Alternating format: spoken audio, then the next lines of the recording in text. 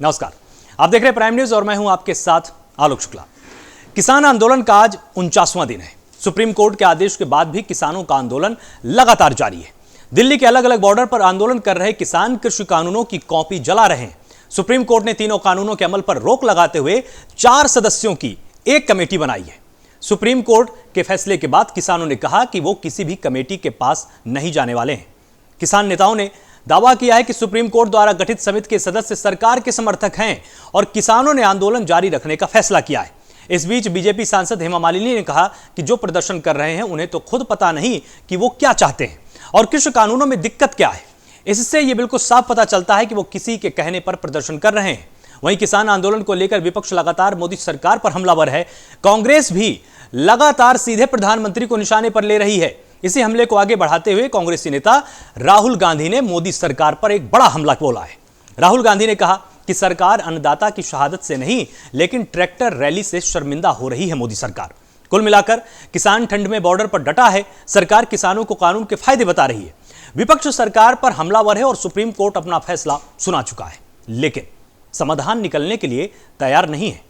आखिर कब तक किसान आंदोलन करते रहेंगे और समाधान कैसे निकलेगा, आज इन्हीं तमाम मुद्दों पर हम चर्चा करने वाले हैं। तो बिल्कुल साफ हो चुका है कि सुप्रीम कोर्ट ने पूरी तरह से ये साफ कर दिया है कि एक कमेटी बनेगी और किसान आंदोलन में कमेटी में कौन कौन है ये आपको बता दें। भूपेंद्र सिंह मान, अशोक गुलाटी, डॉक्टर प्रमोद कुमार जोशी और अनिल धनवंत इसमें शामिल होने वाले हैं।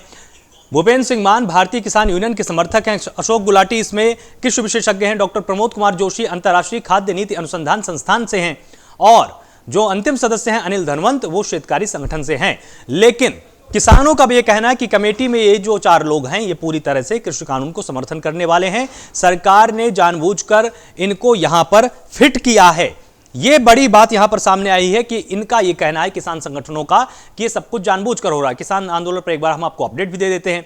आज 49वां दिन है। सुप्रीम कोर्ट के आदेश के बाद भी आंदोलन लगातार जारी है। किसान नेताओं ने कहा है कि हम आंदोलन को रोकने वाले नहीं हैं। तीनों कानून रद्द कराने की मांग पर वो अड़े हुए हैं और इसमें सबसे बड़ी बात यह कि सरकार के साथ होने वाली बैठक में किसान शामिल होने वाले हैं और घोषित आंदोलन के कार्यक्रम में कोई भी बदलाव नहीं है। जो आंदोलन लगातार चल रहा था उसके विस्तार को लेकर किसी भी तरह से किसानों ने कोई बात नहीं कही है। 18 जनवरी को महिला किसान दिवस मनाएंगे किसान संगठन, ये भी बात सामने आ चुकी है। 20 जनवरी को श्री गोविंद सिंह की याद में शपथ कार्यक्रम किया जाएगा, उनको याद किया जाएगा। 23 जनवरी को देश भर में राजभवन का घेराव करने का कार्यक्रम किया जाएगा। गणतंत्र दिवस पर किसान गणतंत्र परेड का भी आयोजन किया जाएगा और इसको लेकर भी सुप्रीम कोर्ट गंभीर है और सरकार भी सचेत है।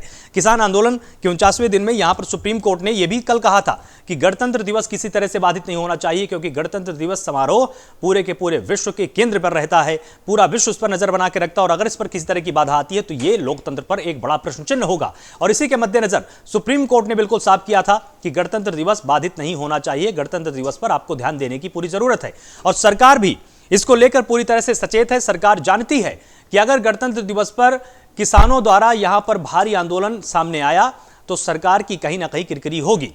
और 20 जनवरी को गुरु गोविंद सिंह को भी याद किया जाएगा। एक शपथ कार्यक्रम यहां पर रखा गया है और 23 जनवरी को सुभाष चंद्र बोस की जयंती होती है। उस दिन भी किसान आंदोलन करेंगे और गणतंत्र दिवस पर भी किसान गणतंत्र परेड के आयोजन का ऐलान किसानों ने कर रखा है।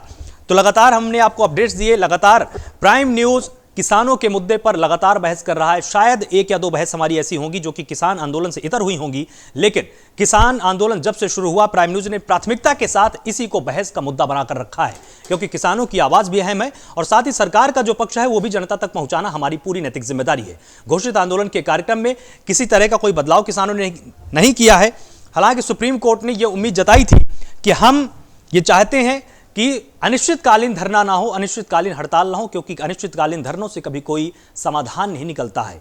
यह एक महत्वपूर्ण टिप्पणी यहां पर सुप्रीम कोर्ट ने की थी और इसमें सबसे जरूरी बात यह भी रही कि जिस तरह से कमेटी बनाने का ऐलान सुप्रीम कोर्ट को करना पड़ा वो भी सरकार के ऊपर कहीं ना कहीं प्रश्न चिन्ह एक खड़ा कर देता है। सरकार को पूरा मौका दिया था सुप्रीम कोर्ट ने, लेकिन जिस तरह से सुप्रीम कोर्ट के आदेश के बाद, निर्देश के बाद यहां पर बिल्कुल भी कमेटी गठित नहीं की गई, सदस्यों के नाम सामने नहीं आए और किसान संगठनों ने भी इसमें ढीला ढवाली कहीं ना कहीं उसकी सामने आई।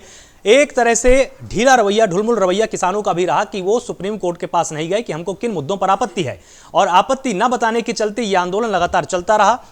अब सुप्रीम कोर्ट का पक्ष यही है कि आप आइए, एक मंच पर बैठकर इस पर बातचीत करते हैं। साथ ही किसान किन किन मुद्दों पर इसमें बहस चाहते हैं उसके लिए भी सुप्रीम कोर्ट ने आमंत्रित किया है और उन मुद्दों की भी बात पूछी है जिन पर वो रिव्यू चाहते हैं।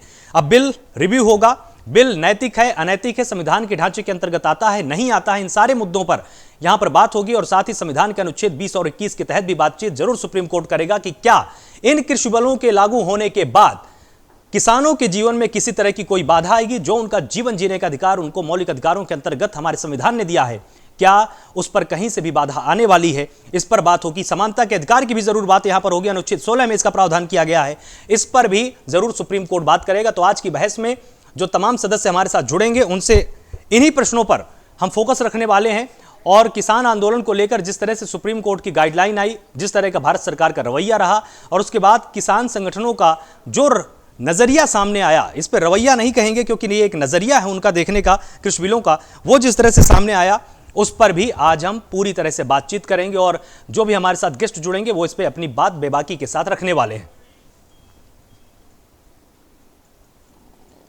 और तीनों कानून रद्द कराने की मांग पर किसान लगातार अड़े हुए हैं। हमारे साथ गेस्ट जुड़े हुए हैं, गौरव मिश्रा प्रवक्ता बीजेपी हैं, बहुत बहुत स्वागत है।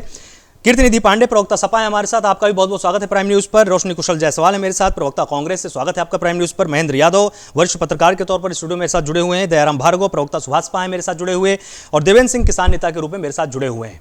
आप सभी का बहुत बहुत स्वागत है प्राइम न्यूज पर। सबसे पहला सवाल आज हम सरकार से ही पूछते हैं। गौरव मिश्रा, जिस तरह से सुप्रीम कोर्ट को बीच में आना पड़ा, सुप्रीम कोर्ट को खुद ये कहना पड़ा कि ठीक है आप लोग कमेटी मत बनाइए, हम कमेटी बनाते हैं। किसानों ने जिस तरह से ये कहा कि हम कमेटी में शामिल नहीं होना चाहते हैं, लेकिन सुप्रीम कोर्ट ने खुद कहा कि ये न्यायिक प्रक्रिया है, आपको शामिल होना पड़ेगा। आपको क्या लगता है, सरकार ये कदम पहले उठा सकती थी ना? नहीं, सरकार तो तैयार थी। कहीं ना कहीं किसान संगठनों को ऐसा महसूस होता था कि सरकार की कमेटी सरकार के पक्ष की का बात करेगी, लेकिन देश की सर्वोच्च संस्था, देश की का जो उच्चतम न्यायालय है, मुझे लगता है इससे बड़ी कोई एजेंसी, इससे बड़ी कोई संस्था नहीं हो सकती। और जब सर्वोच्च न्यायालय ने ये फैसला लिया है कि एक 4 सदस्यीय कमेटी जो है वो पूरे विषय का गहन अध्ययन करेगी, उसमें 2 महीने में अपनी रिपोर्ट सबमिट करेगी, और वहीं इस कमेटी की भी रिकमेंडेशंस या इसके भी सुझाव या इसके भी समक्ष आने के लिए किसान नेता तैयार नहीं है, तो इसका मतलब सीधा सीधा है कि उनकी जो मांग है वो न्यायोचित नहीं है। न्याय के लिए समीक्षा बहुत जरूरी है। किसी भी समिति के पास जाएं, किसी भी न्यायालय में जाएं, तो कम से कम जो उनकी डिमांड है उसकी समीक्षा तो होनी चाहिए कि ये सही भी है या गलत है। गौरव, लेकिन किसान नेताओं का ये कहना है कि जो कमेटी बनाई गई है, जो उसमें सदस्य हैं, वो पहले से ही इसका समर्थन कर चुके हैं, तो फिर इनको कमेटी का सदस्य क्यों बनाया गया? भाई, सुप्रीम कोर्ट को भारत की सरकार ने, भाजपा की सरकार ने नहीं रिकमेंड किया था कि इन लोगों को आप बना लीजिए। उसमें देवेंद्र जी आएंगे आ रहे हैं, बस आपके पास आ रहे हैं तुरंत। उसमें तो सुप्रीम कोर्ट ने तय किया है किसको बनाना किसको नहीं बनाना। वो एग्रो इकोनॉमिस्ट है, एग्रो साइंटिस्ट है, वो विषय को बेहतर समझ सकते हैं, ना कि कोई राजनीति करने वाला या दूसरे विषय का आदमी उसको बेहतर समझ सकता है। वो सरकार की तरफ से रिकमेंडेड लोग नहीं है। ठीक है, जवाब ले लेते हैं। देवेंद्र जी बताइए, आपत्ति क्या है? सुप्रीम कोर्ट ने गठन किया है कमेटी का, सुप्रीम कोर्ट ने नामों की यहाँ पर अनुशंसा की है, आपत्ति क्या है? अभी गौरव जी ने एक बात कही है कि सुप्रीम कोर्ट बीजेपी की थोड़े है। अरे भाई, सुप्रीम कोर्ट बीजेपी की नहीं है। पश्चिम उत्तर प्रदेश गन्ना की सबसे बड़ी समस्या होती है, सुप्रीम कोर्ट ने उस पर भी ऑर्डर किया है। आपने गन्ना पेमेंट करवा दिया क्या? एक एक कमेटी बनाते रहो। शिवराज सिंह चौहान भी कमेटी ऐसे बनाए थे, 9 तारीख की बनी थी, 10वीं तारीख को उसने फाइनल रिपोर्ट लगा दिया। यही कमेटी आपकी है। कितना पेमेंट मिलता था गन्ना में, जरा वो भी बता दीजिए। पहले कितना मिलता था वो भी बता दीजिए, कितना हमारी मिलता तो चीनी भी तो महंगी हो गई। बात उसका डाइवर्ट ना करिए। बात बहुत सुप्रीम कोर्ट की बात मान रही है केंद्र सरकार, आप भी उत्तर प्रदेश सरकार मान रही है, उसकी बात बताइए ना। आपने सुप्रीम कोर्ट की बात की इज्जत रखी, बीजेपी ने नहीं। तो अगर वो इज्जत नहीं रख रहे तो मतलब आप भी इज्जत नहीं रखेंगे? हम तो इज्जत कर रहे हैं, हम सम्मान कर रहे हैं। अभी तो हमारे पास सुप्रीम कोर्ट में बहुत बड़ी बात है कि सुप्रीम कोर्ट ने अगर कमेटी बनाई, एक तो हम गए नहीं, दूसरा उन्होंने कमेटी बनाई तो सरकार से क्या नाम मांगा कि नहीं मांगा? नाम मांगा तो भी तो जानकारी होना चाहिए ना। ये जितने लोग 4 लोग हैं वही नल नीला आए लूट करके चले गए, ऐसा नहीं होना चाहिए। अरे सार्वजनिक होना या चीजें सुप्रीम कोर्ट ने किससे मांगा? सरकार से मांगा, किसान नेताओं से मांगा, किससे मांगा? ये बहुत बड़ी चीज है, सुप्रीम कोर्ट का सम्मान है। देवेंद्र जी, बात तो सामने आना चाहिए। देवेंद्र जी, सुप्रीम कोर्ट लगातार आप लोगों से भी पूछ रहा था ना कि आपको जिन चीजों पर आपत्ति है आप आकर हमको यहाँ पर लिखित जानकारी दीजिए, तब तो आप नहीं गए। सुप्रीम कोर्ट गए नहीं। सरकार, आपको याद होगा कि हमारे तोमस साहब कह रहे थे सुप्रीम कोर्ट जाइए, सुप्रीम कोर्ट, अरे भाई तो आप किस लिए हो? सुप्रीम कोर्ट कानून बनाने के लिए है क्या? कानून पे अमल कराने के लिए होता है। आपने कानून बनवाया, हम आपकी बात करें, अभी तो पेट में है बच्चा, पेट में, तो वहां की बात हम कर रहे हैं। भाई आप खुद कह रहे हो नहीं जाना चाहिए, सुप्रीम कोर्ट के पास जाइए। सुप्रीम कोर्ट के पास क्यों जाएं? आपने बनाया, पहले आपकी बात करेंगे। सुप्रीम कोर्ट के पास देवेंद्र जी आप इसलिए जा सकते थे कि वही इसकी सही व्याख्या करेगा ना कि ये संविधान के ढांचे के अनुरूप है कि नहीं है। ये असीमित शक्ति सुप्रीम कोर्ट के पास ही है, किसी और के पास नहीं है। अभी हम उसके पास जाएं क्यों? अभी इन्होंने चोर दरवाजे से इन्होंने बनाया, 12 बजे रात को बनाया है। 2016 में 2016 से चीजें चल रही हैं, किसानों के पास जानकारी नहीं है, लेकिन अडानी साहब के पास जानकारी है, तो उनको तो जानकारी बता रहे हो, किसानों को नहीं बताया। तो आपने कानून, पहले तो आपकी बात करेंगे, आप हमारे प्रतिनिधि हो, सुप्रीम कोर्ट हमारा प्रतिनिधि नहीं है, वो तो सही गलत का फैसला देगा ना। एक प्रतिनिधि हमारे, हमने चुन कर भेजा है। भारत की आवाज 70% जनता किसानों की है, भारत की आत्मा गांव में बसती है। अगर उनकी बात नहीं सुनोगे तो आप वहां रहने का हकदार नहीं हो। इसलिए पहले इनको सुना रहे हैं, इनकी औकात अपनी दिखा रहे हैं कि जमीन से जुड़े रहिए, नहीं तो कहीं के नहीं रहेंगे। दयाराम जी, आपको क्या लगता है कि सुप्रीम कोर्ट के पास किसान संगठन और भारत सरकार दोनों को बैठकर बातचीत करने की अब तो है ना जरूरत, क्योंकि वो एक न्यायिक संस्था है, उसके ऊपर भी अगर प्रश्न इस तरह से खड़ा होगा तो फिर व्यक्ति कहां जाएगा? सुदर्शन पारिक का एक शेर मुझे याद आया, मेरा कातिल ही मेरा मुनासिब है, मेरा कातिल ही मेरा मुंसिफ है, क्या मेरे हक में फैसला करेगा? बड़ा सोचने का विषय है। एक गांव में एक चोर पकड़ा गया था, गांव वालों ने पकड़ लिया चोर को। गांव वालों ने कहा मैं चोर की बात कर रहा हूं। गांव वालों ने एक सजा दिया, या तो इसको 10 लात मारा जाए और या तो इसे 10 प्याज खाने को दिया जाए। तो चोर ने कहा 10 लात खाने से अच्छा है कि 10 प्याज खा लूं। तो उसने जब प्याज खाना शुरू किया तो उसे कड़वा लगा, तो बोला ये तो कड़वा ही है, मेरे बस की नहीं है, मैं 10 लात खाना चाहूंगा। तो उसने क्या किया, 10 लात खाया। 10 लात खाने के बाद वो सुधरा नहीं। तो आज की परिप्रेक्ष्य में मैं तो एक सिगुफा आपको बता रहा हूं जो गांव में व्याप्त है। तो ये सरकार जो है कोर्ट के मानसिकता के ऊपर कौन सवाल खड़ा कर रहा है? कोर्ट एक स्वतंत्र प्रणाली है। कोर्ट ने जो निर्णय दिया, सुप्रीम कोर्ट माननीय जो निर्णय दिया माना गया, लेकिन क्या वजह है कि इन 4 सदस्यों के आने से पहले पी साईनाथ का नाम भी तो चल रहा था आलोक भाई। और अगर वाकई में कहीं ऐसा तो नहीं ये चोर दरवाजे से, मैं माननीय सुप्रीम कोर्ट पे कोई आक्षेप नहीं लगा रहा हूं, ऐसा तो नहीं है कि ये सरकार का सुझाया हुआ हो, सरकार ने कहा हो कि इनको कमेटी में रखा जाए। और जब इन चारों का आप आकलन अगर आलोक भाई करेंगे तो पिछले 20 साल से ये चारों जो है इस किसान बिल के लेकर के ये बिल्कुल उसके अंदर घुसे हुए हैं। वो प्राइवेट का बिल्कुल मानना जो होता है उसके ऊपर तैयार है। वो ये लेख भी लिखते हैं, वो कहते हैं कि 40 साल बाद कोई देश का प्रधानमंत्री है जो कृषि बिल को लाया है, ये देश के हित के कानून है और किसानों के हितकर है। हमें ये नहीं समझ में आ रहा है, या तो भारतीय जनता पार्टी के सरकार चलाने वाले लोग या उनके समझ में नहीं है, ये जो देश के किसान बैठे हैं या इनके समझ में नहीं है। मान लेते हैं किसानों के समझ में नहीं है, सरकार सही है। सरकार पहले दिन से खालिस्तान, माओवादी, आतंकवादी, पाकिस्तान, चाइना की बात किया। अब हमको ये बता दीजिए, इनके एक सांसद है बिधूड़ी जी, दिल्ली से सांसद है, उन्होंने क्या कहा? वो जो किसान बैठे हैं वो गांव में जो क्या नाम होते हैं, ठल्ले, जो ठल्ले होते हैं गांव में, जो ठलुआ जिसे बोलते हैं, कुछ काम धंधा नहीं होता तो वो चले आते हैं, चलो भैया वहां 100-200 रुपए मिलेगा। अच्छा, मैं बता रहा हूं इस चीज को कि भारतीय जनता पार्टी ने क्या क्या कर्म नहीं डाला, क्या क्या सितम नहीं ढाया किसानों पे, लेकिन किसान को देखिए 49 जवाब ले लेते हैं एक बार। आज उत्तर प्रदेश का किसान ही नहीं, पूरे देश का किसान, पहले यही भारतीय जनता पार्टी के लोग पंजाब हरियाणा का ढोल पीट रहे थे। आज आप महाराष्ट्र से उठा लीजिए, उत्तराखंड का उठा लीजिए, उत्तर प्रदेश का उठा लीजिए, बिहार का उठा लीजिए, ऐसे कौन से, मध्य प्रदेश का उठा लीजिए, कौन से प्रदेश की बात करेंगे जहां पे किसान लामबंद नहीं है। इसका तो ये मतलब है कि इस बिल में कोई ना कोई कमी है। एक चीज और मैं जोड़ूंगा, इस महामारी कोरोना महामारी में भारतीय जनता पार्टी को गांव गरीब किसान मजदूरों के लिए जो घर में कैद था उसके रोजी रोटी की बात करनी चाहिए थी, उसको आय कैसे हो, उसके बच्चों के शिक्षा या रोजगार कैसे हो, उसकी चर्चा ना करके आप जो है चोर दरवाजे से इस किसान बिल को लाने की जरूरत क्या पड़ी? हमारे भाई मिश्रा जी बताएं इसको। इस पे ये चर्चा नहीं करेंगे, ये कहेंगे कि आज तक किसानों को ये मिल गया। तो भैया अगर किसानों को मिल गया तो 6 साल पहले महंगाई दर थी, आज क्या है उस पर भी चर्चा कर लो। अब हमारे मिश्रा भाई ने क्या कहा कि किसानों को गन्ना का मूल मिल गया। अरे भैया चीनी का भी रेट देख लो, आज चीनी का रेट क्या हमारे देश में है। गेहूं की बात कर लेते हैं, धान की बात कर लेते हैं, धान 1800 रुपए कुंतल चल रहा है, लेकिन एक भी किसान का धान 900-800 रुपए में चढ़ रहा है, भीग रहा है, कोई खरीदने को तैयार नहीं है। तो किसान की मंशा बिल्कुल साफ है। ठीक है, जवाब ले लेते हैं अब एक बार इसमें। रोशनी जी, जिस तरह से लगातार कांग्रेस आरोप लगा रही थी कि सरकार किसानों पर ध्यान नहीं दे रही, सुप्रीम कोर्ट बीच में आया, सुप्रीम कोर्ट ने हस्तक्षेप किया, अब आपको क्या लगता है कि ये सरकार की हार है कि अभी एक न्यायिक प्रक्रिया शुरू हुई है और उसका भी इंतजार करना चाहिए किसी भी तरह का बयान देने से पहले?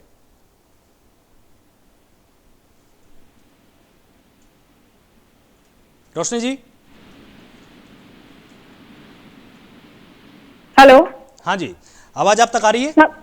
हाँ जी, सबसे पहले तो लोहड़ी की सभी देशवासियों को बहुत बहुत शुभकामनाएं। स्वागत है आपका। लेकिन जिस तरह से इतना बड़ा त्योहार लोहड़ी हो, चाहे इसके पहले भी तमाम त्योहार आके बीते हैं, उसे मनाने वाले लाखों किसान जो हमारे देश की रीढ़ की हड्डी कहलाते हैं, वो इन त्योहारों को मनाना तो दूर, अपने परिवार से मिल भी नहीं पा रहे हैं। अपने परिवार से लगातार 50 दिन से बिछड़े हुए हैं, सिर्फ और सिर्फ आगे आने वाली जनरेशन के हक के लिए। आगे आने वाली जनरेशन जो किसान की आएगी वो बर्बाद ना हो, इसलिए वो लगातार आंदोलन कर रहे हैं। पहले तो ठंड का माहौल चल रहा था, लेकिन जब लगातार बारिश रही तब भी वो 1 इंच पीछे नहीं हटे और लगातार डटे रहे उस कपकपाती ठंड में, उस तेज बारिश में टेंट लगा लगा के। वो पूरे देश ने नहीं, पूरे विश्व ने देखा कि किस तरह से ये मौजूदा सरकार प्रताड़ित कर रही है किसानों को।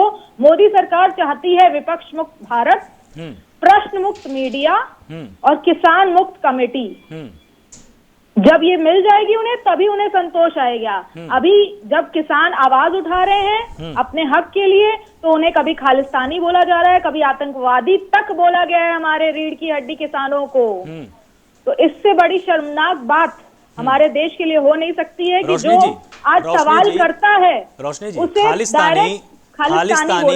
खालिस्तानी आतंकी जैसा शब्द सिर्फ उन लोगों के लिए इस्तेमाल हुआ था जो लोग वहां पर शर्जील इमाम, उमर खालिद जैसे लोगों की फोटो लेकर बैठे थे, और किसान नेताओं ने उनको कान पकड़कर वहां से बाहर का रास्ता भी दिखाया। किसानों को नहीं कहा गया।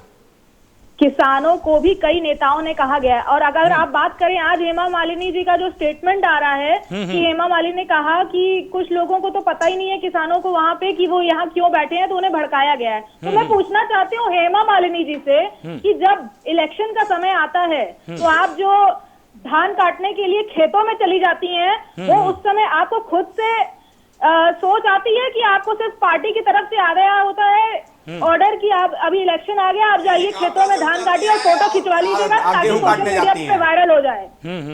तो वो सिर्फ इलेक्शन के समय में ही खेतों में क्यों नजर आती हैं? अब जब लाखों किसान रास्ते पे बैठ के सिंघू बॉर्डर पर अनशन पे बैठे हैं, कुछ लोग 50 दिन से लगातार वहां पे हैं, तो वहां पे वो जाके एक बार भी किसानों का हालचाल लेने क्यों नहीं गई?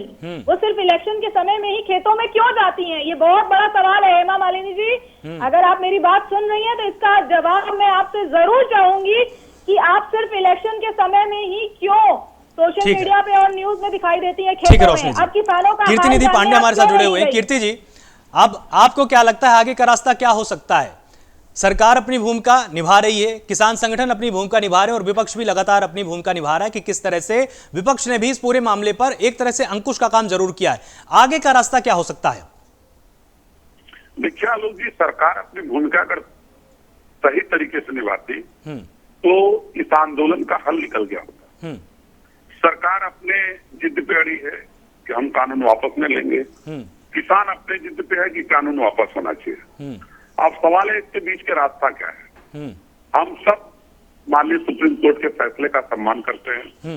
माननीय सुप्रीम कोर्ट के फैसले पे कोई टिप्पणी नहीं कर सकता, लेकिन सवाल यह है कि माननीय सुप्रीम कोर्ट ने जो फैसला दिया, एक स्टे ऑर्डर दिया बिल पे स्टे ऑर्डर दिया, और इस फैसले से पहले तोमर साहब लगातार किसानों को प्रेरित कर रहे थे कि आप सुप्रीम कोर्ट चले जाइए, आप सुप्रीम कोर्ट चले जाइए, और सुप्रीम कोर्ट ने वही फैसला दिया जो सरकार के पक्ष में है।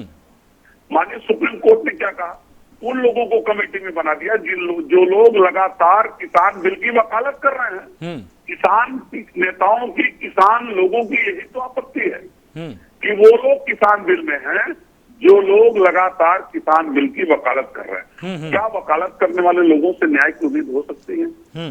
जो लोग बिल की वकालत कर रहे हैं, क्या उनसे न्याय पाया जा सकता है? ये संभव नहीं। मैं तो सरकार से बार बार आपके चैनल के माध्यम से अनुरोध कर रहा हूं कि सरकार विनम्रता दिखाए, सरकार किसानों के साथ सहजता दिखाए, सरकार किसानों के पक्ष में खड़ी हो, क्योंकि अन्नदाता जो है वो इस देश की अर्थव्यवस्था को भी ठीक करता है, इस देश के अंदर लोगों का पेट भरने का भी काम करता है। ठीक है महेंद्र जी, 50 जिस तरह से तस्वीरें आपने देखी होंगी, ठीक है महेंद्र जी, जिस तरह से तस्वीरें आपने देखी होंगी कि सरकार की अपनी एक भूमिका है, किसान संगठनों की अपनी एक भूमिका है, सुप्रीम कोर्ट की इसमें बीच में मध्यस्थता है। आपको क्या लगता है चूक किससे हो रही है? सरकार से हो रही है, किसान संगठनों से हो रही है, कि कहीं ना कहीं सुप्रीम कोर्ट ने भी कमेटी बनाने में जल्दबाजी की है? सरकार तो इस मामले में पूरी तरह से किसानों के खिलाफ है ही। सुप्रीम कोर्ट की बात है तो सुप्रीम कोर्ट को सिर्फ ये देखना चाहिए, सिर्फ ये देखने का उसका अधिकार बनता है कि ये जो कानून है वो संवैधानिक रूप से सही है या नहीं। तो वो तो उसने कहा है कि मैं इसमें देखूंगा। उसके हाँ, तो वो देखे और उसके आधार पर स्टे लगाना हो या कुछ करना हो तो वो करे। उसके अंदर क्या है ये देखना सुप्रीम कोर्ट का काम नहीं है। सुप्रीम कोर्ट इसमें अपने अधिकार क्षेत्र का दुरुपयोग कर रहा है, जिसके आगे चल के ज्यादा दुष्परिणाम हो सकते हैं। दूसरी बात, ये जो सुप्रीम कोर्ट जो एक तो मिश्रा जी ने जो कहा कि सबसे बड़ी संस्था है, जाहिर है सबसे बड़ी संस्था संसद है, संसद ने बनाया है, और किसानों का और हम लोगों का यही कहना है कि संसद ही इसको वापस ले। सुप्रीम कोर्ट के द्वारा वापस ले अगर होता है तो ये गलत परंपरा होगी। इसका बाद में सुप्रीम कोर्ट भी या सरकार भी कई तरीके से इसका दुरुपयोग कर सकते हैं। दूसरी बात यह है कि जो सुप्रीम कोर्ट ने जो एक तो जबरदस्ती इस मामले में दखल दे रही है, क्योंकि संवैधानिकता के अलावा किसी मामले में इसको बोलने का जबरदस्ती कहां दिया? एक याचिका दाखिल हुई थी ना, उसके बाद आया ना सुप्रीम कोर्ट। हाँ, तो याचिका तो कर देगा। दूसरी बात ये वही याद रखना चाहिए, और ये हर जरूरी मुद्दे पर ये बात मैं बोलता हूं और बोलूंगा कि सुप्रीम कोर्ट में जजों की नियुक्ति लगातार विवादों में रही है, कॉलेजियम सिस्टम पर है, लगातार संदेह के घेरे में है, और यही क्या कॉलेजियम सिस्टम से चुने हुए जज अब ये कमेटी बना रहे हैं, तो उस कमेटी को भी कॉलेजियम सिस्टम के आधार पर बना रहे हैं। किस आधार पर इन्होंने 4 लोगों को चुना? चारों के लिए हमारे सभी साथियों ने, जयराम जी ने, रोशनी जी ने और सभी साथियों ने इसका विरोध किया, लेकिन ये लोग विनम्रतावश उनके लिए सही शब्दों का इस्तेमाल नहीं कर पाए। वो मैं करके बताता हूं। सुप्रीम कोर्ट ने चारों के चारों किसानों के दुश्मनों को इसमें रखा है। बिल्कुल नहीं। और पहली बात, किस आधार पर ये सुप्रीम कोर्ट के ऊपर सीधा ये जो आक्षेप आपका हो जाएगा। इसका अधिकार किसी भी नागरिक को नहीं देश में, मालूम है? सुनिए, मैं बताता हूं, इसका अधिकार देश में किसी भी नागरिक को नहीं है। लेकिन सुप्रीम कोर्ट के ऊपर ऐसे आवाज उठने लगी तो बहुत देश के लिए दुर्भाग्य है। सुप्रीम कोर्ट ने उसको इन 4 को क्यों रखा, मुझे क्यों नहीं रखा? किस आधार पर चयन हुआ इनका? जानने का हक है, सबको जानने का हक है। क्या हम ये सवाल नहीं उठा सकते हैं? किसानों के वाकई में माननीय सुप्रीम कोर्ट, मैं ये बात पे रखना चाहूंगा, एक मिनट रखना चाहूंगा। पूरा कर लीजिए। चारों लोगों का ही नंबर किस आधार पर आ गया? कैसे? कहीं ना कहीं किसी ने तो सजेस्ट किया होगा ना, तो वो बात सामने तो आए। और ये चारों लोगों के चारों लोगों का रिकॉर्ड सामने है। पिछले दिनों से जो उनके बयान आते रहे, लगातार किसानों के दुश्मन है ये नहीं है कि सिर्फ सरकार की पुट्ठू या सरकार की समर्थक कहे गए उनको माफ कर दिया जाए। यही लोग जो गुलाटी हुए या पुराने जो 3-4 जो नाम है, यही इनको ऐसे बिल के ड्राफ्ट करने के पीछे हैं। इन्होंने ही ये बिल पूरा बनाया है। और इसमें से ये 2 किसान संगठन वाले, वो शेतकरी वाले घनावत और ये मान, ये इन दोनों को शामिल करके इन्होंने कोशिश की है कि हो जाए। और दूसरा, मुझे पता है, मेरा मतलब इतना सब कोई समझ रहा है कि इन लोगों के चारों के नाम जब समिति में रखे जाएंगे तो समिति का विरोध होगा और इस बहाने कि हाँ भाई समिति नाम गलत हो जाएंगे। मेरा तो कहना यह है कि इन 4 के बजाय अगर कोई और नाम भी होते तब भी समिति का विरोध होगा। सुप्रीम कोर्ट इस तरह की समिति बनानी ही नहीं चाहिए। किसान सुप्रीम कोर्ट के पास गए ही नहीं है। हमारा सीधा मुकाबला सरकार से है, सरकार से है और सरकार को फैसला, ये तीनों कानून जो है वो वापस लेने होंगे। सुप्रीम कोर्ट इसमें सिर्फ संवैधानिकता की बात है वो तय कर सकता है। तो इसलिए अगर इस कमेटी में अगर मान लीजिए महेंद्र जी अगर मान लीजिए 30 सेकंड हाँ, इस कमेटी में चारों को हटा के किन्हीं और को भी लाया जाए तब भी ऐसी कमेटी स्वीकार नहीं होगी जी। अगर मान लीजिए सुप्रीम कोर्ट, जिस तरह से आप संवैधानिकता की जांच की आप बात कह रहे हैं, अगर सुप्रीम कोर्ट ये बाद में बोल दे कि जो भी कानून लाया गया है वो संविधान के ढांचे के अनुरूप है, फिर आप क्या कहेंगे? फिर आप यही कहेंगे कि नहीं कमेटी बनाइए? नहीं, संविधान के ढांचे के अनुरूप है तो ये जनतंत्र जनता के हिसाब से चलता है। जनता के हिसाब से आंदोलन करेंगे, सरकार से सुप्रीम मांग करेंगे ना। अच्छा बुरा देखने का पब्लिक डिबेट में जाएगा। पब्लिक डिबेट सबसे बड़ा संसद है। एक करके बोलिए। सबसे बड़ा संसद पब्लिक है। संवैधानिक रूप से सही हो भी तब भी ये किसानों के खिलाफ में है और जनता के खिलाफ। वही बात मैं आपसे पूछ रहा हूं कि अगर किसानों के खिलाफ होगा तो फिर संविधान के ढांचे के अनुरूप नहीं होगा, और अगर संविधान के ढांचे के अनुरूप है तो फिर किसानों के खिलाफ नहीं होगा। ये दोनों चीजें आपस में जुड़ी हुई है महेंद्र जी। देखिए संविधान के ढांचे से मतलब है कि अगर वो सही तरीके से पास नहीं कराई या जैसे राज्यसभा नहीं, समझे नहीं। देखिए संविधान की व्याख्या मैं आपको एक चीज मैं आपको याद दिलाता हूं। मिनर्वा मिल्स बनाम भारत संघ का एक केस हुआ था 1980 में। इंदिरा गांधी के दौर में दरअसल क्या हुआ था, लगातार संविधान संशोधन किए जा रहे थे, तो गोलकनाथ विवाद से लगातार पंजाब राज्य के खिलाफ एक केस दायर हुआ 1967 में। तब विवाद उठा कि ये संविधान की ढांचे को छेड़ रहे हैं। 1973 में केशवानंद भारती बनाम केरल राज्य एक केस हुआ, उसमें भी ये बात सामने आई कि संविधान के ढांचे को छेड़ा जा रहा है। तब सुप्रीम कोर्ट ने 1980 में यह साफ कर दिया कि जो संविधान की प्रस्तावना है, उसकी जो आत्मा है, उसकी व्याख्या करने की शक्ति हमारे पास है, ये उसमें कहा गया। और हम ये बताएंगे कि संविधान के ढांचे के अनुरूप कोई बिल लाया गया है कि नहीं लाया गया है, तो ये शक्ति तो सुप्रीम कोर्ट के पास है ना। इमरजेंसी संविधान के ढांचे के अनुरूप थी, लेकिन जनता के कहां थी? नहीं थी। मैं आपको याद दिलाता हूं, संविधान के ढांचे कहां थी, अनुरूप कहां थी? संविधान के अनुच्छेद में, संविधान में अनुच्छेद नहीं, वो संविधान के ढांचे के अनुरूप नहीं थी। तभी उसमें संविधान के अनुच्छेद 74 में एक क्लॉज जोड़ा गया, वो था उसका पैरा क्लॉज 3।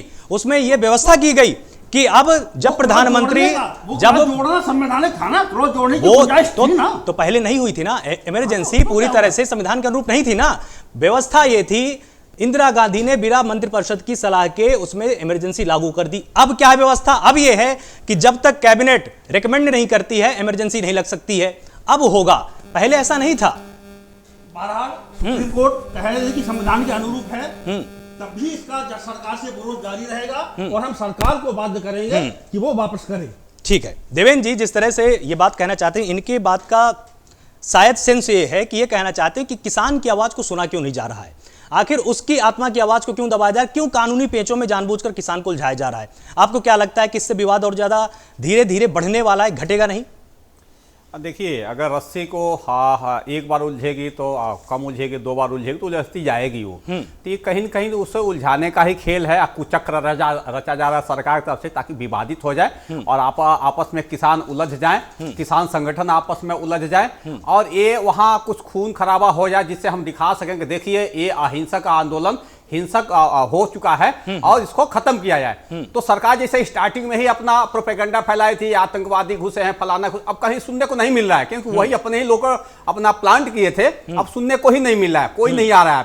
तो ये प्रोपेगेंडा सरकार का है और सरकार उलझाना चाहती है, जबकि किसान शांतिपूर्वक अपना सुलझाने की कोशिश कर रहे हैं और किसान सुलझा लेंगे, ये हमारा विश्वास है। ठीक है गौरव जी, किसान आपसे मांग कर रहे हैं कि आप हमारे साथ बातचीत कीजिए, आप बातचीत भी कर रहे हैं, लेकिन किसान इस बात पर अड़ा हुआ है कि पहले कृषि बिल वापस होंगे उसके बाद ही बातचीत होगी।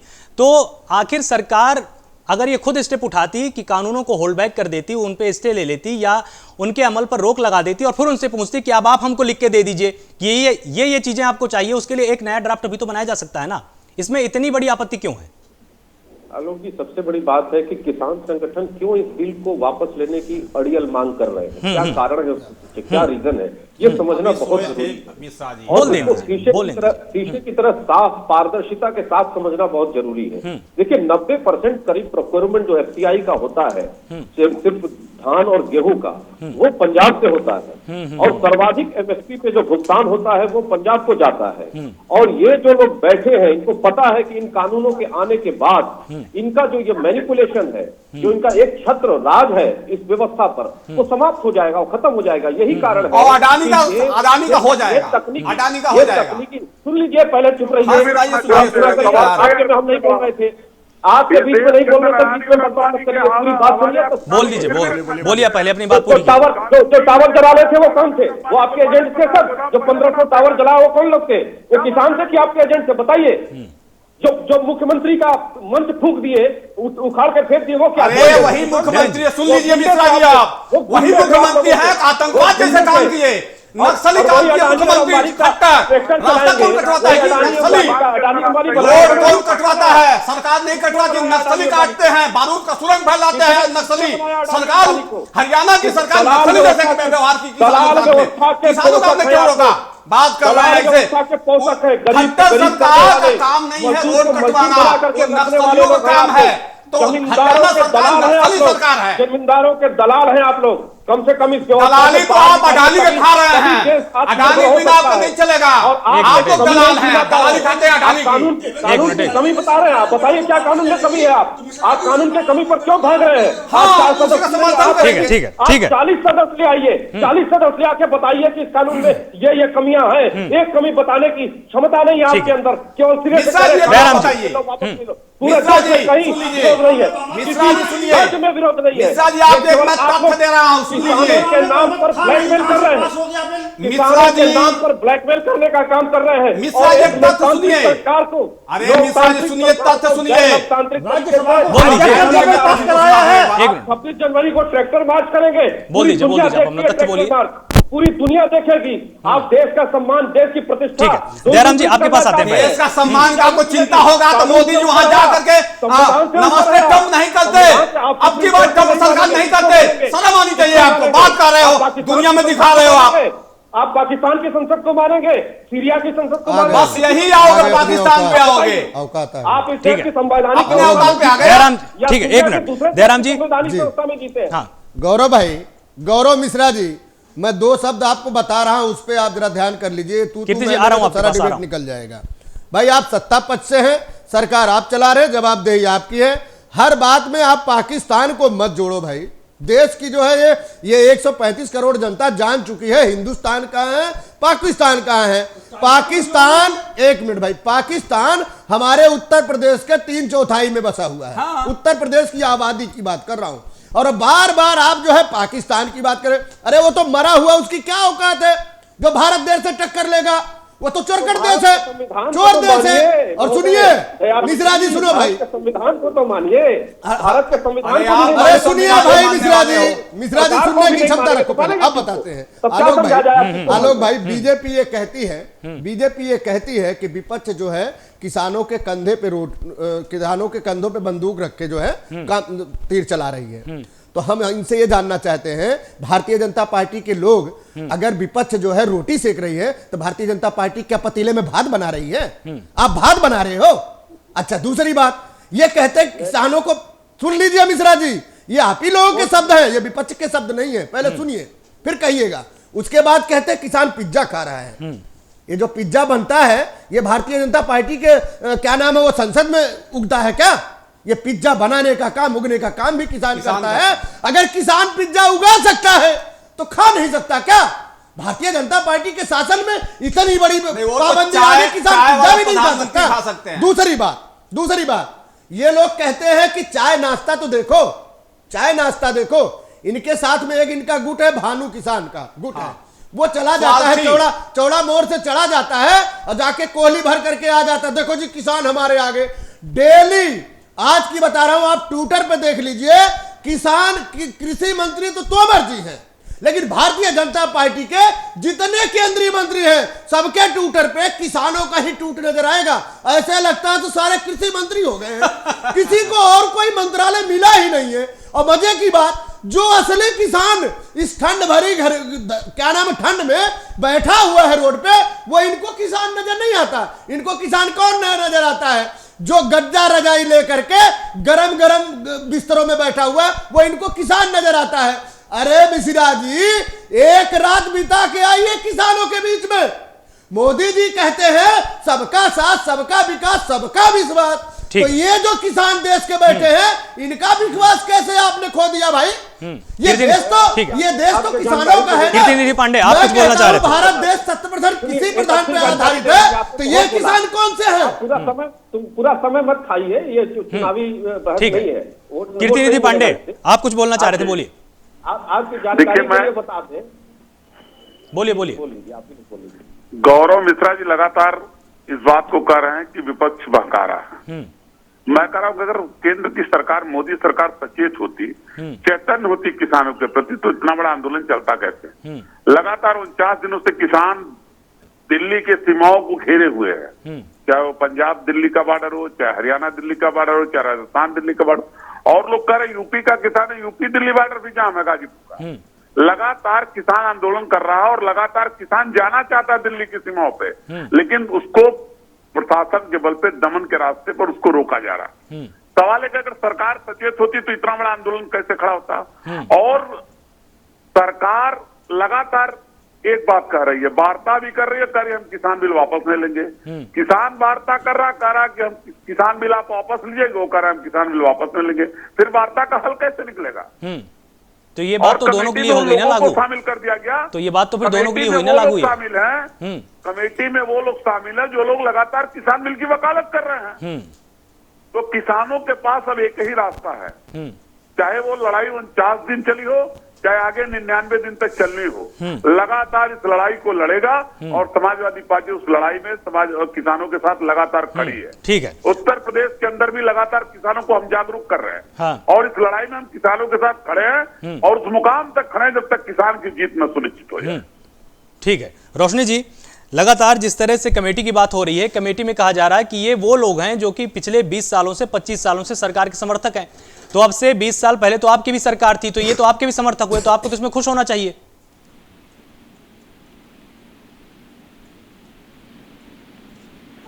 खुश या नाखुश होने वाली बात नहीं है। बात यह है कि किसान का हित किसमें है, और किसान इन 3 काले बिलों से खुश नहीं है।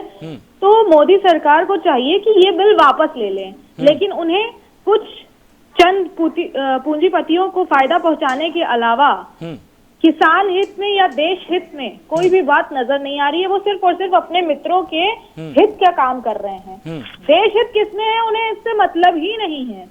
किसान चिल्ला कर कह रहे हैं कि मुझे सरकार में, मनमोहन सरकार में, मनमोहन जी की सरकार में जब इस तरह के कृषि बिल लाए जा रहे थे, तब तो आप देश हित के लिए ही ला रहे थे ना। तब तो आपको ये अंदाजा नहीं था कि इससे किसान की दुर्दशा हो जाएगी या इससे देश का नुकसान हो जाएगा। तब तो ये बिल अच्छे थे। इस तरह के 3 काले बिल लाने के लिए कभी भी किसानों पर अत्याचार करने का कांग्रेस पार्टी ने सोचा भी नहीं है, करना तो दूर की बात है। और कांग्रेस पार्टी ही एक ऐसी पार्टी है जो गंगा जमुनी की तहजीब को लेकर चलती है और कभी भी हिंदू धर्म या मुस्लिम धर्म के नाम पे राजनीति नहीं करती है कि मैं हिंदुत्व हूँ। 1992 में अर्थर डंकन प्रस्ताव जो लाया था वो क्या विदेश के लोग लाए थे? कांग्रेस लाई थी। रोशनी जी, अरे कम से कम ये दोनों भारतीय जनता पार्टी, कांग्रेस दोनों ये जब विपक्ष में होते हैं तो बढ़िया बात करते हैं। अरे रोशनी जी, अगर कांग्रेस ये काम सही की होती तो भारतीय जनता पार्टी का हिम्मत नहीं होती कि किसानों को 49 दिन से ठंड भरी रात और दिन में रोड पे आना पड़ता। ये सारे करतूतों की जड़ तो जननी जो क्या नाम है कांग्रेस है, और भारतीय जनता पार्टी उसका अनुकरण कर रही है। ये सच्चाई है इस देश में। आप कहना चाह रहे हैं कि किसान जो आंदोलन कर रहे हैं वो कांग्रेस की वजह से कर रहे हैं, या आप बताइए 1992 का अर्थर जो है डंकन प्रस्ताव था वो कौन लेके आया था? उसी डंकन प्रस्ताव के विपक्ष में उस समय भारतीय जनता पार्टी वालों ने जो क्या नाम है कहां कितनी बड़ी रैली किया था। माननीय टिकैत जी का जो क्या नाम है आंदोलन हुआ था, जवाब भी देखिए, सुनते जाइए। नहीं जयराम जी सवाल भी ले देखिए, लिए जाए, जवाब भी वो सुनते 3 जाइए। काले बिल वापस ले लिए जाए। बस यही चाहते हैं किसान, उन्हें ये 3 काले बिल वापस दे दीजिए और उन्हें ये बिल देकर प्रताड़ित नहीं, वो दे रही, और जवाब किया दे रही। जाए। बस किसान यही चाहते काले हैं। बिल की कमी बताइए, एक कमी बताइए, काले बिल की कमी बताइए। अरे कमी, अरे MSP क्या की मिश्रा जी, अरे क्या आप बात बैठे हैं, जवाब सवाल आप दो, देंगे।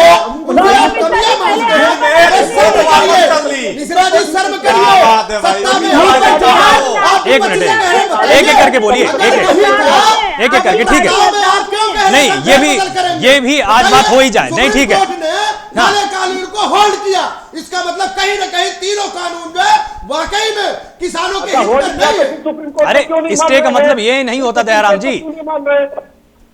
जयराम जी, मानना चाहिए। टकराव को कम करने के लिए उस पर स्टे लगाया गया है। ये कहीं सब पर भी नहीं कहा गया कि ये काला कानून है, सफेद है, पीला है। ऐसा अब तक सुप्रीम कोर्ट ने ना तो कहा है। नहीं, तो वापस लिए एक मिनट एक जो बहुत ही जरूरी बात है जो लगातार पूछी जा रही है कि आखिर इसमें कमी क्या है। देवेंद्र जी, आप एक किसान नेता हैं, आप कुछ कमियां आज हमारे दर्शकों को यहां पर बता दीजिए ताकि वो भी तो कम से कम जान पाए कि कृषि बिल में कमी क्या थी। दर्शकों को तो बाद में बताएंगे, पहले बीजेपी के प्रवक्ता महोदय अमित शाह साहब को मैं बता दूं कि शायद अमित शाह साहब अभी 8वां दौर की जो बातचीत हुई थी उसमें सोए हुए थे। और इनको पता होना चाहिए कि नहीं की सरकार, नहीं की बीजेपी की सरकार तो हमारी में, लेकिन बीजेपी की स्पेशल सरकार है। उन्होंने 2 पे बैक किया है। एक जो पराली जलाने वाला है, पता होना चाहिए, अब बिजली वाला है, और आपको खामी बता दो, वो खामी अलग थे। बता दो। वो तीनों कानून से बाहर का हिस्सा है। वो अलग थे, कृषि बिल का हिस्सा नहीं थे वो। अरे सुनिए, लेकिन किसानों की इससे भी दिक्कत थी, लेकिन मोदी सरकार इसको भी ला रही थी। और मैं एक चीज बता रहा हूं, मिश्रा साहब की ही मैं बता रहा हूं। मिश्रा साहब 2016 में एग्रो लॉजिस्टिक लिमिटेड जो 14 में सरकार बनी थी, अडानी ने रजिस्टर्ड करवाया था। अब सोचिए कि आज जो किसानों का बिल है कहां से स्टार्ट हुआ था। स्टॉक एक्सचेंज में उन्होंने पेपर में सबमिट किया। उस पेपर में 17-18 में उन्होंने बोला प्रेजेंटेशन दिया, और उस प्रेजेंटेशन के बाद कहे कि हमें ठेका मिल गया है और ठेका मिलना चाहिए आगे की चीजें हमें करने के लिए। उस समय उसको अडानी को पता था, लेकिन किसी किसान संगठन को पता नहीं था, किसी किसान को पता नहीं था। वही इस समय बिल लाई है सरकार, क्योंकि सरकार को, केंद्र सरकार को बड़े बड़े जहाज कौन मुहैया करवाता है? जवाब एक बार अडानी मुहैया करवाता सुनिए। ठीक है, जवाब एक बार सुनिए। हाँ गौरव जी जवाब दीजिए इनका। मैं इनको कहना चाहता हूँ, बार बार अडानी और अंबानी का ये गाना गाते हैं। पूरी दुनिया जानती है कि अंबानी पैदा हुए थे कांग्रेस के कालखंड में, अडानी भी उन्हीं के कालखंड में पैदा हुए थे। और कांग्रेस सुन लीजिए, पूरा जवाब सुनिए। देखिए देवेंद्र जी जवाब पूरा होने दीजिए पहले। हाँ, आप कमी नहीं बता पाए, चिल्लाने से काम नहीं चलेगा। सुनिए पूरी बात को। 12% एश्योर्ड रिटर्न की गारंटी के साथ कॉन्ट्रैक्ट लाइसेंसिंग कांग्रेस की सरकार ने पंजाब में अडानी को पहले दिया था। तो पहले अपने आप को सुधार कर लीजिए। दूसरा, ये जो आप सुधारों की बात कर रहे हैं, चाहे पराली का मामला हो, ट्रिब्यूनल बनाने का मामला हो, है ना, ये सब सारे संशोधन जो है सरकार इन कानूनों से बाहर जाकर के स्वीकार की है किसान संगठनों के, जो उनके अदर जो डिमांड थे। लेकिन इन कानूनों में कहां कमी है वो अभी तक ना आप बता पाए, ना वो संगठन बता पाए। यही कारण है कि भय में है, आप लोग अपने विशेषज्ञों को नहीं बैठा पा रहे हैं। यही यहाँ पर मेरा भी प्रश्न है देवेंद्र जी, आपके अंदर अडानी को लेकर पूर्वाग्रह है, अंबानी को लेकर पूर्वाग्रह है, लेकिन कमी क्या है बिल में, इस पर कोई बात नहीं कर रहा है कि आखिर वो कौन सी ऐसी लाइन लिखी हुई है जिससे ये पता चलता है कि वो जो कानून आया है उसका रंग काला है। देखिए, मैं बताना चाहूंगा, तो इसको समझिए। मैं अपने मिश्रा जी को बहुत बढ़िया समझा देता हूँ। पहले मैं एक चीज बता दूं, फिर उस पर आ जाता हूं। ये बार बार कह रहे कांग्रेस के शासन है, तो मैंने ये बताया कि इसका मतलब जो कांग्रेस की प्रायोजित चीजें थी वो भारतीय जनता पार्टी उसका अनुकरण कर रही है। ये तो ये हो गया कि दोनों एक दूसरे के पूरक हो गए। जब हम सत्ता में पहुंचेंगे तो हम तुमसे जवाब बोलेंगे, मांगेंगे, हम जवाब पहुंचे तो हमसे मांगना। भैया, ये देश की जनता के लिए सरकार बनाई जाती है, पार्टियों के लिए नहीं बनाई जाती है। दूसरी बात, खामियां की बात मैं बता देता हूं। मिश्रा जी, जो बिल में आप खामियां बता रहे हैं, कॉन्ट्रैक्ट जो आप ला रहे हैं, क्या नाम है, किसानों को, बड़ी बड़ी कंपनियों को, भारतीय जनता पार्टी की जो एक कानून लाई है, इसको समझिए। ये कह रहे हैं कि हम बिचौलिया खत्म कर देंगे। हमने मान लिया। आज जो बिचौलिया आढ़तिया है ना, किसानों से जुड़ा हुआ है, समझिए खामी बता रहा हूं उसकी क्या है। आज जो आढ़तिया बिचौलिया है, जिसे हम दलाल बोलते हैं, दलाल की देखिए आज क्या खूबी है, उसको भी समझ लीजिए। वो वर्तमान का दलाल और आने वाला दलाल, दोनों का अंतर मैं समझाता हूं।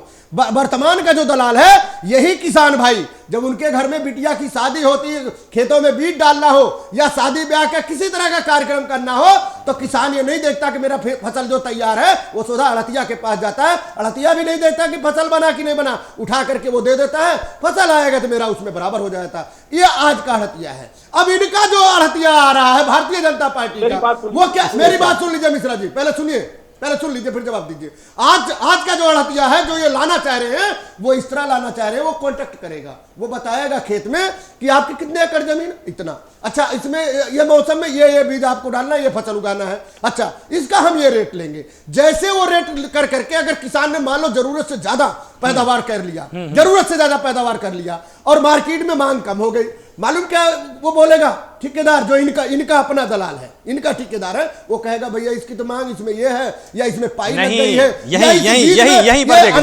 दयाराम जी रुकिए, इसमें नहीं लूंगा, इसमें देना पड़ेगा। दयाराम जी, किसान नहीं दे पाया और फसल खराब हो गई, तो जो क्या नाम है, ये इनका ठेकेदार जो देगा, वो कहेगा हम आपके जमीन पे कब्जा करेंगे। किसानों का इस पे है, ये मानसिकता है, ये मानसिकता जो है भारतीय जनता पार्टी को किसानों को।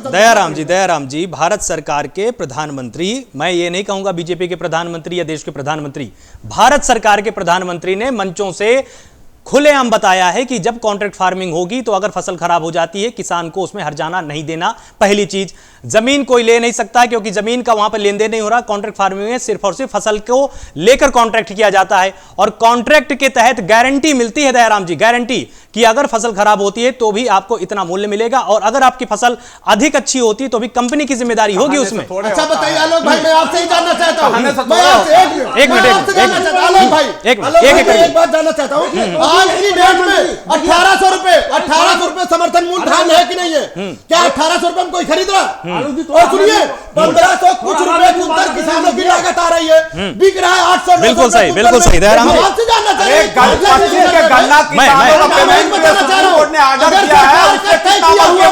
एक करके बोलिए, नहीं खरीद रहा है, कोई हथियार नहीं ले रहा है, तो क्या कार्रवाई की है? अब आप मुद्दे पर आए, बिल्कुल सही, अब आप बिल्कुल मुद्दे पर आए हैं कि जो आड़तिया है उसको जब पता है कि इतना न्यूनतम समर्थन मूल्य है, वो एपीएमसी की मंडियों में बैठा हुआ, तो वो आखिर फसल क्यों नहीं खरीद रहा। और विपक्ष की यहां पर एक भूमिका, शांता कुमार कमेटी तो जाने कितने साल पहले बता चुकी है ना कि 6% यहां पर किसान एमएसपी पर बेच पाते हैं, तब आखिर विपक्षी दल कहां थे? तो कहीं ना कहीं मंडियों में कमी तो है ना। आलोक भाई, महन जी, हाँ, आपने कहा कि प्रधानमंत्री ने कई बार ये बात बोली है। पहली बात, वो एमएसपी वाली चीज उसमें शामिल करने को तैयार नहीं है। दूसरी बात, जो चीज भी है सारी चीजें लिखित में होनी चाहिए। हमारे प्रधानमंत्री ये वही प्रधानमंत्री हैं जो मंच पर कई बार झूठ बोले हैं, संसद में जवाब झूठ बोले हैं, और ये प्रधानमंत्री बराबर झूठ बोलते हैं। इन प्रधानमंत्री की मंच पर कहीं किसी बात की कोई वैधता, कोई सत्यता, कितनी कमेटी बनी इसमें भी झूठ बोले, प्रधानमंत्री का झूठ बोले हैं इसमें, कितनी कमेटियां बनाई, इनको करना पड़ेगा, लिखित में बताना पड़ेगा। आरटीआई लगाने कोई मीटिंग नहीं हुई, ये बता, जब मंत्री जवाब देते हैं कि वो ठीक है, समय हमारे पास कम है, भाषण देते हुए मंच पर बोलते हैं कि कोई डिटेंशन सेंटर की बात ही नहीं है। प्रधानमंत्री मंच पर झूठ बोलने वाले हैं, तो इनकी बात पर ऐसे यकीन नहीं किया जा सकता है। ठीक है, तो आपको सबसे बड़ी आपत्ति भारत के प्रधानमंत्री के झूठों से है, ये भी बात निकलकर सामने आई। बिल्कुल है। 30 सेकंड में मैं आप सबकी यहां पर टिप्पणी चाहूंगा। सबसे पहले रोशनी जी, आपकी यहां पर टिप्पणी चाहूंगा, आपको क्या लगता है किसकी हार किसकी जीत हुई है? ये भारतीय जनता पार्टी की हार ही है और प्रधानमंत्री जिस तरह से झूठ बोल बोल के लोगों को भ्रमित करते हुए आए हैं, अब और नहीं चलेगा। किसान जिस तरह से लगातार 50 दिन से आंदोलन कर रहे हैं, ये प्रूफ है कि भारतीय जनता पार्टी चाहे जितना भी लोगों को दबाने की कोशिश कर ले, बिल के समर्थन में जितने भी बड़े बड़े वादा कर ले, लेकिन ये बिल वापस लेने ही पड़ेंगे भारतीय जनता पार्टी। ठीक है, जयराम जी, आगे का रास्ता क्या हो सकता है? देखिए, एक तो आलोक भाई मैं कहना चाहूंगा, आगे का रास्ता अगर भारतीय जनता पार्टी या आज के देश के प्रधानमंत्री, हमारे भी प्रधानमंत्री, अगर ये चाहते इस कोरोना काल में ये बिल ना ला करके जो मेन मुद्दे थे, रोटी रोजगार शिक्षा की बात करते, स्वास्थ्य की बात करते, कैसे लोगों को ये समझ में आया। आपने देश को अनलॉकडाउन बिल्कुल कर दिया, ये समझ लीजिए कि जो व्यक्ति जहां था वहां रह गया, आपने उसको गंतव्य तक जाने का मौका नहीं दिया। ये कोई क्या नाम है नोटबंदी वाला मामला थोड़ी था कि लोग पैसे बदल लेते। अरे कम से कम सप्ताह 10 दिन का समय देते। आप 23 मार्च को मध्य प्रदेश में सरकार बनाते हैं, 22 मार्च को आप एक दिन के लिए लॉकडाउन करते हैं, तो 2-4 दिन और दे करके करते, तो आज जो देश की स्थिति खराब होती वो ना होती। दूसरी बात, कोरोना काल में आपने जो किया, अगर ये ना लाते तो देश की जनता आज इनसे रोटी रोजगार की बात करती। इन्होंने किसानों का बिल ला करके सारे देश के मुद्दाओं को इस पर केंद्रित कर दिया है कि इस पे आकर के हमसे बहस करिए, और बाकी सारे मुद्दे आज खत्म हो गए। आज देखिए हमारी जीडीपी 0 पे चली गई है, उसको कोई चर्चा नहीं करता। शिक्षा रोजगार कहां है, नौकरियां है नहीं, और ये लंबी लंबी बातें करते हैं। इन्होंने विकास की बात किया, इन्होंने काला धन की बात किया। बताइए काला धन आया क्या? 15 लाख मिले क्या? 2 करोड़ रोजगार हर साल आया क्या? मैं यही तो जानना चाह रहा देश की जनता, वो जनता जो मीडिया में नहीं है, वो जनता जो कभी राजनीति से प्रेरित नहीं है, ये कौन सी जनता को लाते हैं जो इनके अपने साथ है, ये उनकी बातें करते हैं। ठीक है देवेंद्र जी, जैसे अन्ना आंदोलन में पूरे अन्ना जी को और टीम को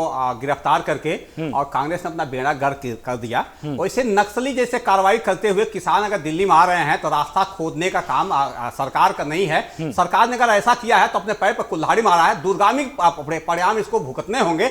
और मोदी सरकार चाहती तो अब भाई किसान यहाँ बैठे हुए हैं, किसानों जैसे प्रधानमंत्री जी पहले बोले हुए थे कि अगर नहीं होगा तो मुझे चौराहे पर बुला लेना। आपके दिल्ली के अगल बगल में ही बैठे हुए हैं, उसी चौराहे पर आप चले गए होते, कहते किसान आपको मेरी बात माननी पड़ेगी। ऐसे चीजें वहां क्यों नहीं समझा? मंच बड़ा बड़ा करोड़ रुपया का मंच लगा रहे हो। तो आने वाला समय किसानों का है। किसान अब छोटे छोटे किसान भी संगठित होकर के चीजें अगर कहीं है तो बहुत बड़ी उपलब्धि है किसानों के लिए कि बड़े बड़े 6% किसान ही संगठित हरियाणा पंजाब के थे, लेकिन आज की डेट में छोटे छोटे किसान संगठित हुए हैं। ये बहुत बड़ी इस आंदोलन की उपलब्धि है। ठीक है कीर्तिनिधि पांडे जी, अंतिम टिप्पणी आपकी।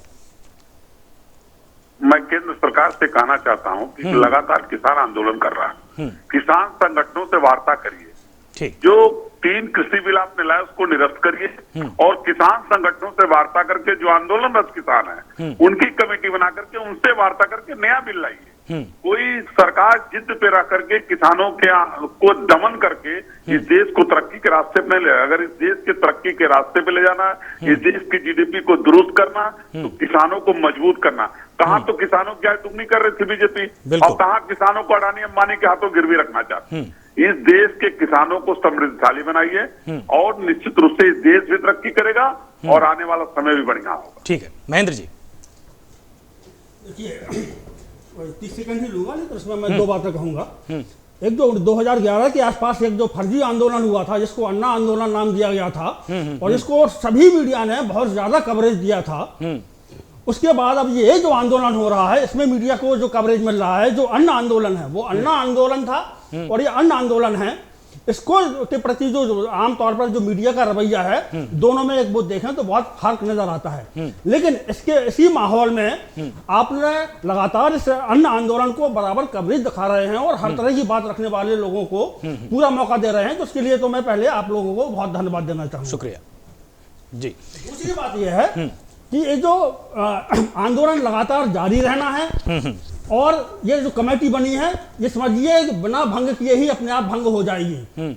इसको कोई किसान या कोई भी इसको कोई भी भाग लेने वाला नहीं है। अब बता तो सिर्फ यही है कि इनके बजाय कंगना राणावत, अर्णव गोस्वामी, अनुपम खेर, ये 3-4 किसान विशेषज्ञों को उस पर एक दिन और हम बहस करेंगे। अडानी अंबानी ये चारों आके उसमें बैठ जाएं, एक यही इनके लिए चलिए ठीक है, इस पर हम किसी और दिन बहस करेंगे। गौरव मिश्रा, आपको क्या लगता है, क्या कृषि कानून पर स्टे करने से बात बन जाएगी या आपको भी कुछ कदम आगे बढ़कर कहीं ना कहीं किसानों के दर्द को समझने की जरूरत है? देखिए, वार्ता का दौर यही रुका नहीं है। किसान संगठन 10वें दौर की भी वार्ता सरकार के साथ करने जा रहे हैं और सुप्रीम कोर्ट के बीच में आने से और इन कानूनों पर फौरी तौर पर स्टे कर देने से और एक 4 सदस्यीय समिति बनाने से एक नई उम्मीद की किरण जरूर निकल करके आई है। किसान संगठन यदि विशेषज्ञों के साथ, इन समिति के साथ या सरकार के साथ भी अगर संवाद करने में सफल हो जाते हैं तो मुझे लगता है समाधान निकल जाएगा, और नहीं तो सुप्रीम कोर्ट को अपना फैसला सुनाना पड़ेगा, चाहे वो किसानों के पक्ष में जाए चाहे सरकार के पक्ष में। तैयार है। ठीक है, बहुत बहुत शुक्रिया आप सभी मेहमानों का हमारे साथ जुड़ने के लिए। आप सभी ने एक दूसरे के तर्कों को समझा है और बेबाकी से अपना पक्ष रखा है, तो इसके लिए आप सबको आज मैं यहां पे साधुवाद देना चाहता हूं। लगातार प्राइम न्यूज ने इस मुद्दे को कवर किया है। आप इसको अन्न आंदोलन कहिए, आप इसको अन्नदाता का आंदोलन कहिए, लेकिन यह आंदोलन अपनी जगह पर है और यह दिल्ली की सीमाओं पर इसकी तपिश को महसूस की जा रही। नेहरू जी से कभी किसी ने पूछा था कि भारत की न्यायपालिका सबसे ऊपर है कि भारत की संसद, तो उन्होंने बहुत ही साधा हुआ एक जवाब दिया था और उसको याद रखने की जरूरत है भारत सरकार को। उन्होंने कहा था कि जनता का प्रतिनिधित्व भारत की संसद करती है और संसद सर्वोच्च है, तो संसद को भी अपनी गरिमा बनाकर रखनी चाहिए।